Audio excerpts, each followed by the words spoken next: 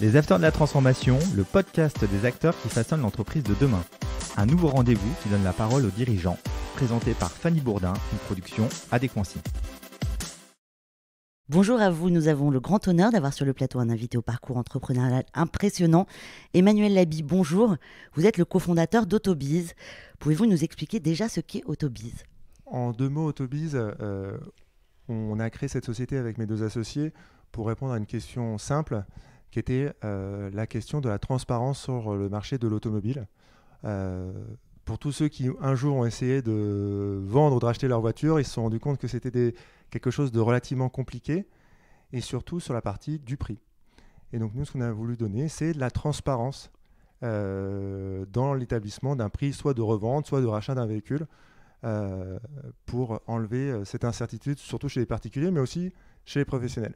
Ça fait combien de temps que ça existe, Autobiz ? Alors, la société a été créée en 2014, donc on a un peu plus de 16 ans aujourd'hui. Et depuis, on continue notre petit bonhomme de chemin. On était les trois fondateurs en 2004, pardon, je vous ai dit 2014, c'était 2004. Et aujourd'hui, on est un peu plus de 200 dans 4 pays en Europe, en France, en Allemagne, en Italie, en Espagne. Donc c'est une entreprise internationale.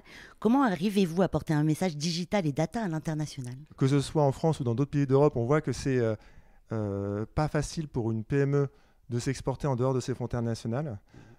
Comment on y arrive ? On y arrive de deux façons différentes. La première, on part toujours du principe que ce qui fonctionne en France ne va pas fonctionner de la même manière que ce soit en Allemagne, en Italie, en Espagne.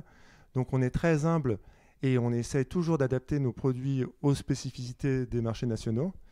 Et deuxièmement, on essaye aussi de profiter un maximum de tous les aides qu'on peut aussi avoir et qui sont finalement assez nombreuses du gouvernement et de l'État ici en France pour exporter en dehors de nos frontières. Est-ce que d'ailleurs les fonctionnements de marché à l'international sont différents des fonctionnements de marché français ?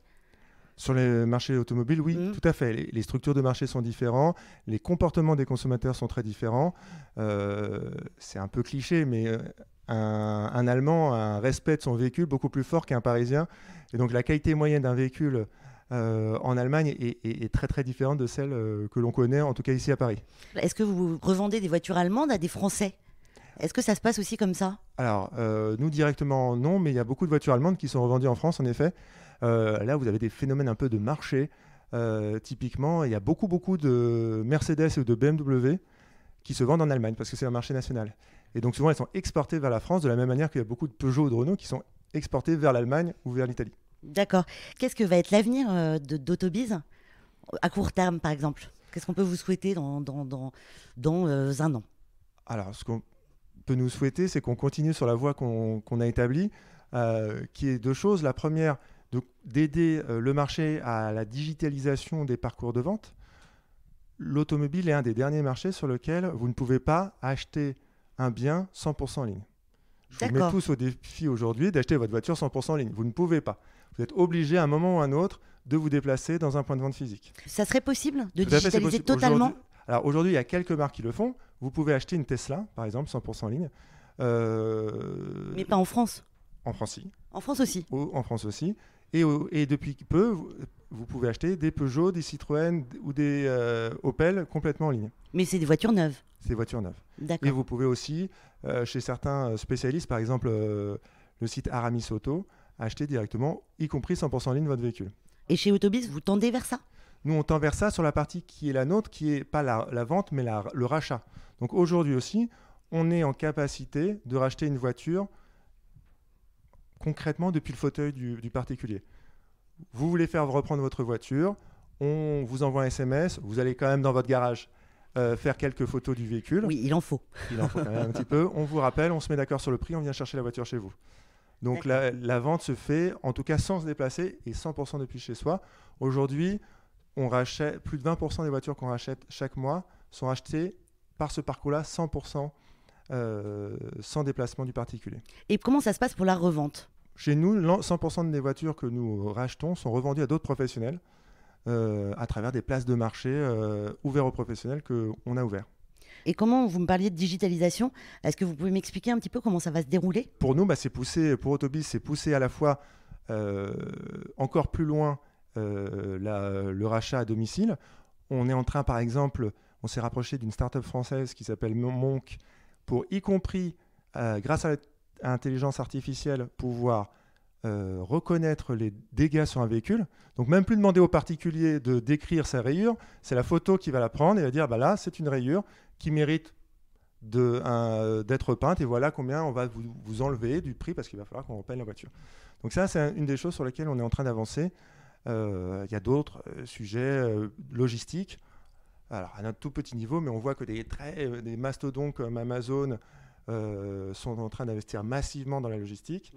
Et ben, c'est aujourd'hui, pour faire de l'internet, pour faire du en ligne, il faut être très bon dans la logistique. On va parler un peu de votre parcours entrepreneurial aujourd'hui. Comment vous êtes devenu entrepreneur? Comment cette idée a émergé dans votre tête? Je vais répondre à votre question par une question. Est-ce que vous voulez que je vous donne la réponse que je donne aux investisseurs ou la vraie réponse? Ben non, je veux la vraie réponse, évidemment. Parce qu'aux investisseurs, bien évidemment, on raconte une jolie histoire, on fait du storytelling, etc. Pour nos auditeurs, ils ont besoin de comprendre la vérité. Et de manière contre-intuitive, je suis devenu entrepreneur en répondant à une offre d'emploi.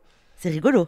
C'est peut-être pas ce qu'on vous apprend dans les livres, mais c'est comme ça que je le suis devenu en tout cas, puisque je sortais de l'université, je cherchais un travail, j'ai répondu à une offre d'emploi sur le site d'emploi de mon université, et en fait j'ai rencontré 2 personnes qui m'ont expliqué que leur 3e associé était parti, qui cherchait quelqu'un pour les accompagner, pour s'associer avec eux. Vous avez trouvé les associés parfaits.